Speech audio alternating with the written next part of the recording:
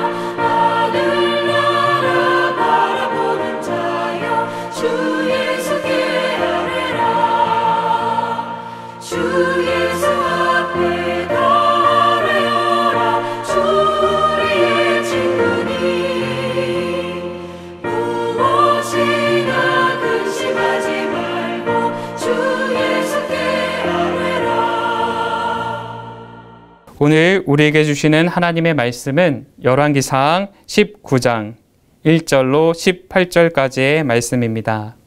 인간이라면 누구든지 감정의 기복을 경험합니다. 문제는 감정이 하강 곡선을 그릴 때 이를 빨리 극복하지 못하는 경우입니다.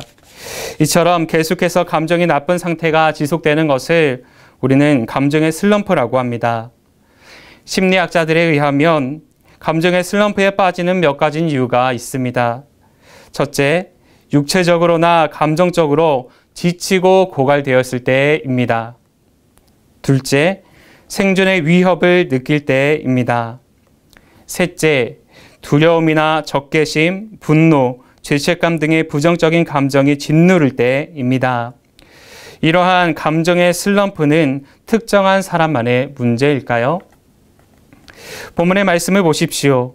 엘리야는 이스라엘을 죄악의 길로 빠뜨렸던 아합과 이세벨에 맞서 하나님의 말씀을 전하고 기적을 보여주었습니다. 사르밧 과부의 집에 양식이 떨어지지 않게 했으며 그녀의 죽은 아들을 살렸습니다. 또한 갈멜산에서 벌어진 바알과 아세라 선지자 850명과의 영적인 대결에서도 승리했습니다. 그는 위대한 하나님의 선지자였습니다. 하지만 놀라운 것은 이러한 영적인 거장조차도 감정의 슬럼프를 겪고 있다는 사실입니다. 이세벨이 그를 죽이겠다고 하자 공포에 사로잡힌 엘리야는 즉시 광야로 도망하였고 한 로뎀나무 아래에 앉아 하나님께 죽기를 간청하기까지 합니다. 지금껏 이루었던 일들은 망각한 채 극한의 외로움과 두려움에 빠졌습니다. 하나님은 이러한 그를 먹이시고는 호렙의 한 동굴로 인도하여 주십니다. 그리고 내가 어찌하여 여기 있느냐라고 물으시며 새로운 사명과 회복의 자리로 나아가게 하십니다. 우리의 삶은 감정의 영향을 받습니다. 중요한 것은 우리가 감정을 어떻게 다스리는가, 특히 부정적인 감정을 어떻게 극복하느냐입니다. 본문을 통해 엘리야가 감정의 슬럼프를 극복하고 회복했던 이야기를 살펴보며 은혜를 나누고 도전을 받기를 바랍니다. 첫째로 부정적인 감정을 내어드리라입니다. 부정적인 감정을 내어드리라입니다. 본문 10절에서 엘리야는 이스라엘 자손이 주의 언약을 버리고 주의 제단을 헐며 칼로 주의 선지자들을 죽였음이 오며 오직 나만 남았거늘 그들이 내 생명을 찾아 빼앗으려 하나이다 라고 말합니다. 엘리야는 두려움, 외로움, 절망감 등 부정적인 감정에 빠져 있지만 여기에는 몇 가지 문제가 있습니다. 먼저 사실보다도 감정에 지나친 초점을 맞추고 있습니다. 이세벨이 엘리야를 죽이겠다고 말은 했지만 실질적인 조치를 취하지는 않았습니다. 하지만 객관적인 현실보다도 감정적인 추론과 판단에 사로잡혀 자신이 곧 죽게 될 것처럼 말합니다. 또한 스스로를 다른 사람과 비교하면서 상대적 박탈감에 빠져 있습니다. 본문 4절에 지금 내 생명을 거두시옵소서 나는 내 조상들보다 낫지 못하나이다 라고 말합니다.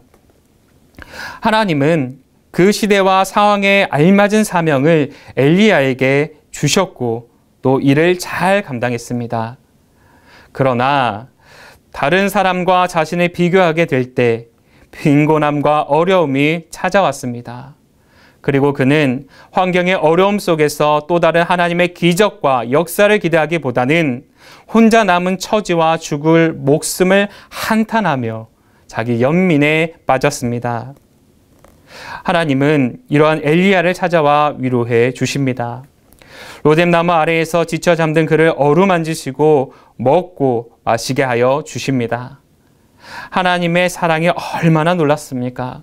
세상은 성공한 사람에게만 찬사와 환호를 보내지만 하나님은 좌절하고 낙심한 인생에게 새로운 힘과 용기를 주시는 분이신 줄 믿습니다. 부정적인 감정을 하나님께 토로하고 내어 드리십시오. 위로하시고 힘주시는 하나님 안에서 회복을 경험하게 될 줄 믿습니다. 둘째로 하나님께 집중하라입니다. 하나님께 집중하라입니다. 본문 11절로 13절은 하나님께서 호렙산의 동굴에서 숨어 지내던 엘리야에게 나타나시는 장면을 기록합니다. 성경은 주로 하나님이 임재하시거나 현존의 모습을 보이실 때 강한 자연 현상을 동반하는 것으로 묘사하는데 엘리야의 눈앞에도 강한 바람, 지진, 불이 일어났습니다. 그러나 거기에는 하나님이 계시지 않았습니다. 오히려 크고 소란스러운 자연 현상들이 다 지나가고 조용한 순간이 찾아왔을 때에 하나님은 세미한 음성으로 엘리야에게 나타나 주셨습니다. 크고 엄청난 역사 속에서만 하나님이 임재하는 것이 아닙니다. 하나님은 조용한 가운데 고요함을 잃지 않을 때에 은밀하게 자신을 드러내 보이십니다. 리처드 포스터는 현대 사회에서 막연한 시끄러움, 조급함, 혼잡함을 통해 역사한다고 말했습니다. 분주하고도 또 소란스러운 세상의 흐름을 따라가다 보면 어느새 우리의 갈 길을 잃을 때가 있습니다. 신앙생활을 할 때에도 마찬가지입니다. 분주하게 신앙생활을 했는데 정작 하나님께 집중하거나 깊은 교제를 나누지 못하는 경우가 있습니다. 또한 우리의 부정적이고도 상한 감정이 우리의 마음을 소란케 할 때가 있습니다. 내 안에서 요동치는 감정들이 하나님께 집중하지 못하도록 앞을 가로막을 때도 있습니다. 이처럼 삶이 분주하고 감정의 슬럼프로 인해 마음이 요동친다면 더욱 잠잠하게 하나님께 집중할 수 있는 시간과 자리를 만드시길 바랍니다. 하나님은 마음을 온전히 그분께 집중하는 곳에서 우리를 만나주시고 참된 구원과 회복의 길로 이끄시는 줄 믿습니다. 셋째로 하나님께서 치유하고 이끄시도록 위임하라입니다. 하나님께서 치유하고 이끄시도록 위임하라입니다. 고독과 두려움에 빠져있던 엘리야를 세미한 음성 중에 만나주신 하나님은 그를 위로하시며 새로운 사명을 허락하여 주십니다. 엘리야는 타락한 백성들에 의해서 선지자들이 죽임을 당하고 자신만 남았다고 여겼지만 하나님은 여전히 엘리야와 동일한 뜻과 의지를 가지고 있는 자들이 있음을 깨우쳐 주십니다. 그러나 내가 이스라엘 가운데 7,000명을 남기리니 다 바알에게 무릎을 꿇지 아니하고 다 바알에게 입맞추지 아니한 자니라 라고 오늘 말씀 18절에서 기록하고 있습니다. 뿐만 아니라 본문 15절 이하의 말씀을 통해서 주신 새로운 사명은 3명의 사람에게 기름을 붓는 일입니다. 즉 하사엘을 아람의 왕으로, 님시의 아들 예후를 이스라엘의 왕으로, 엘리사를 자신의 뒤를 이을 선지자로 세우는 것입니다. 엘리야가 이세벨로 인해 낙심하지 말아야 할 이유는 하나님께서 반드시 그들을 심판하시기 때문입니다. 하나님은 그 도구를 세우는 일로 이끄십니다. 엘리야는 그 인도하심에 자신을 맡기면 됩니다. 우리에게 있는 두려움이나 외로움, 절망 등의 부정적인 감정과 상처는 사명을 감당하는 일을 가로막습니다. 그러기에 주님은 먼저 우리를 치유하신 후에 새로운 사명을 주십니다. 요한복음 21장에서 부활하신 예수님께서 베드로에게 새로운 사명을 주신 것도 마찬가지입니다. 십자가 앞에서 예수님을 부인하고 도망갔던 베드로, 예수님은 그에게 남아있는 깊은 두려움과 죄책감과 상처를 치유하시며 내 양을 먹이라 라는 사명을 주셨습니다. 우리가 해야 할 일은 다만 하나님께 위임하는 것입니다. 하나님께서 행하시도록 우리의 모든 것을 내어드리는 것입니다. 기독교 신앙은 하나님 앞서 행하심을 신뢰하는 것이며 그 신뢰의 표현이 위임인 줄 믿습니다. 내 연약함을 인정하고 하나님께서 치유하시고 새로운 사명의 자리로 이끄시도록 내 자신을 맡기시는 저와 여러분이 되시길 주님의 이름으로 축원합니다. 이 시간 주신 말씀을 생각하면서 함께 기도하겠습니다. 사랑의 하나님, 인간이라면 누구든지 감정의 기복을 경험한다는 사실을 우리에게 살펴 보여주심으로 말미암아 우리 마음속에 찾아오는 부정적인 생각, 적개심, 분노, 죄책감 등의 부정적인 감정이 우리에게 찾아오게 될 때에 그것을 내버려 두는 것이 아니라 그 모든 감정들마저도 하나님께 내어 맡겨야 한다는 사실을 우리에게 깨닫게 하여 주셨사오니 우리의 모든 부정적인 감정을 하나님 앞에 내어 맡김으로 말미암아 우리 안에 치유의 영으로 함께하여 주시는, 또 회복의 영으로 함께하여 주시는, 위로의 영으로 함께하여 주시는 그 하나님을 경험할 수 있는 하나님의 자녀가 될 수 있도록 은혜를 베풀어 주시옵소서. 특별히 우리에게 이러한 마음을 허락하는 우리의 상황과 형편을 바라보는 삶에서 벗어나게 하시고 우리가 오로지 상황과 형편을 넘어서서 역사하시는 하나님을 바라보는 가운데에 우리 안에 성령 충만한 역사를 함께하여 주시는 그 하나님을 바라볼 수 있는 믿음이 더해질 수 있도록 은혜 베풀어 주시옵소서. 바라옵기는 우리가 세밀하게 찾아와 주시는 하나님의 음성을 들을 수 있는 귀가 열려지길 원합니다. 우리에게 닥쳐진 모든 상황과 형편들이 하나님의 음성을 듣지 못하게 할지라도 우리가 한적한 곳에 나아가 하나님의 음성을 들을 수 있는 시간들과 장소를 구별하여 들음으로 말미암아 우리의 삶에 찾아와 주시는 하나님의 세밀한 음성을 듣고 하나님의 말씀에 따라 하나님의 명령에 순종하여 살아가길 결단할 수 있는 믿음이 더하여질 수 있도록 은혜 베풀어 주시옵소서. 우리가 그러하기 위해 힘쓰올 때에 하나님께서 우리를 치유하여 주시고 회복하여 주실 믿사오니 우리가 우리의 삶을 온전히 하나님께 내어 맡김으로 말미암아 하나님 앞에 나의 삶을 위임함으로 말미암아 우리의 삶을 형통한 길로, 치유의 길로, 회복의 길로 인도하여 주시는 하나님의 선한 인도하심을 끊이지 않고 받아 누리는 하나님의 귀한 백성들 될 수 있도록 인도하여 주시옵소서. 오늘 우리에게 주신 말씀에 감사하옵고 우리 주 예수 그리스도의 이름으로 감사하며 기도하옵나이다. 아멘. 다 함께 찬송가 453장 함께 찬양하시며 준비한 예물을 하나님께 드리겠습니다.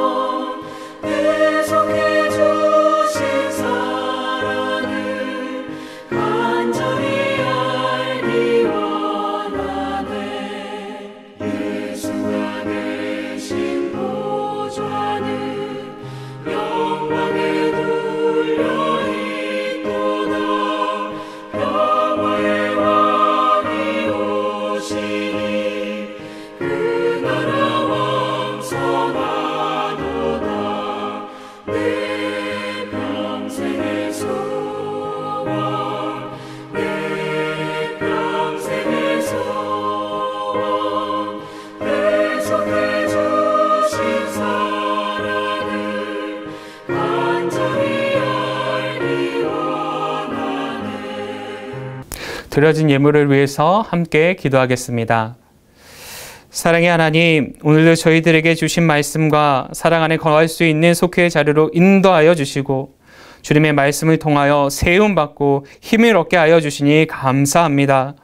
이 땅 가운데 살아갈 때에 우리의 마음과 생각을 어지럽히며 하나님의 뜻을 분별하지 못하게 만드는 상황 속에 흔들리지 않는 믿음으로 나아가게 하시고 모든 상황 속에 역사하여 주시는 하나님을 바라보는 가운데에 우리를 치유하시는 하나님의 능력을 경험하는 축복된 자의 삶을 살아가게 하여 주시옵소서. 이 시간 하나님께서 내게 주신 것들에 감사하는 마음으로 정성껏 준비한 예물을 올려드립니다. 이 예물을 성별하여 주셔서 하나님의 나라와 영광을 위해 쓰임받는 예물이 되게 하여 주시고, 이 예물을 드릴 때에 우리의 전부를 드린 줄 믿사오니 하늘의 신령한 것과 땅에 기름진 것으로 채워주시사 늘 주님께 최고의 것을 올려드릴 수 있는 우리 모두가 될 수 있도록 은혜를 더하여 주시옵소서. 우리에게 가장 좋은 것으로 선한 길로 인도하길 원하시는 우리 주 예수 그리스도의 이름으로 기도합니다. 아멘. 하늘에 계신 우리 아버지여, 이름이 거룩히 여김을 받으시오며 나라에 임하옵시며 뜻이 하늘에서 이룬 것 같이 땅에서도 이루어지이다. 오늘날 우리에게 일용할 양식을 주옵시고 우리가 우리에게 죄 지은 자를 사하여 준 것 같이 우리의 죄를 사하여 주옵시고 우리를 시험에 들게 하지 마옵시고 다만 악에서 구하옵소서. 대개 나라와 권세와 영광이 아버지께 영원히 있사옵나이다. 아멘.